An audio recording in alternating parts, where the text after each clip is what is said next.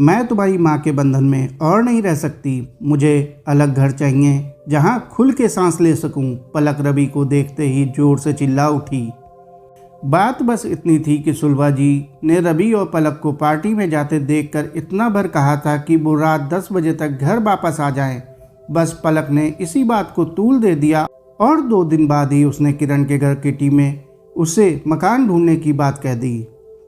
मुझे मम्मी जी की गुलामी में रहना पसंद नहीं है। पलक, तुम्हारी तरह एक दिन मैं भी यही सोचकर अपनी सास से अलग हो गई थी। किटी खत्म होते ही किरण पलक से मुखातिब थी। तभी तो आप आज़ाद हो, पलक ने चहक कर कहा तो किरण का स्वर उदासी से भर गया। किरण पलक से 10 वर्ष बड़ी थी। नहीं, बल्कि तभी से मैं गुलाम हो गई। जिसको मैं गुलामी समझ रही थी वास्तव में आज़ादी तो वही थी। वो कैसे? पलक, जब मैं ससुराल में थी दरवाजे पर कौन आया मुझे मतलब नहीं था, क्योंकि मैं वहाँ की बहू थी। घर में क्या चीज़ है क्या नहीं, इससे भी मैं आज़ाद थी। दोनों बच्चे दादा दादी से हिले थे। मुझे कहीं आने जाने पर पाबंदी नहीं थी, पर कुछ नियमों के साथ जो सही भी थे। पर जवानी के जोश में मैं अपने आगे कोई सीमा रेखा नहीं चाहती थी।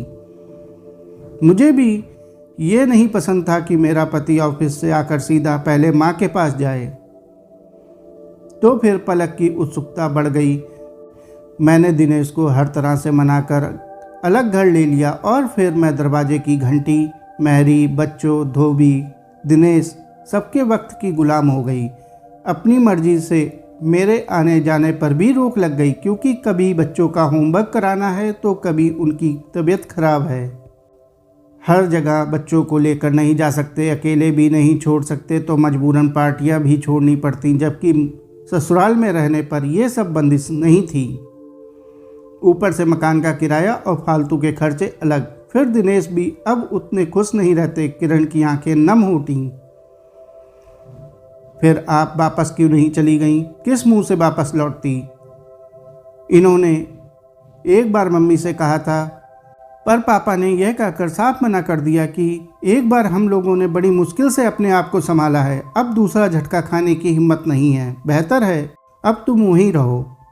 ओह, पलक, घर से बाहर कदम रखना बहुत आसान है, पर जब तक आप माँ बाप के आश्रय में रहते हैं आपको बाहर के थपेड़ों का तनिक भी एहसास नहीं होता।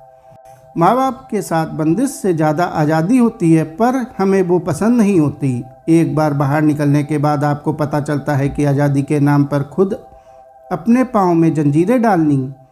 बड़ी होने के नाते तुमसे यही कहूँगी कि सोच समझ कर ही कदम उठाना। मन ही मन ये गणित दोहराते हुए पलक एक क्षण में निर्णय ले चुकी थी कि उसे किरण जैसी गुलामी नहीं चाहिए। घर की ओर चलते बढ़ते कदमों के साथ ही साथ वो मन ही मन बुदबुदा रही थी कि घर पहुंचते ही सासू माँ के पैर छूकर क्षमा मांग लूंगी और सदा उनके साथ ही रहूंगी। माँ बाप को साथ नहीं रखा जाता, माँ बाप के साथ रहना होता है। साथियों, आपको यह छोटी सी कहानी कैसी लगी कमेंट करके जरूर बताएं। कहानी अच्छी लगी हो तो कहानी को लाइक और चैनल को सब्सक्राइब कर लें। धन्यवाद।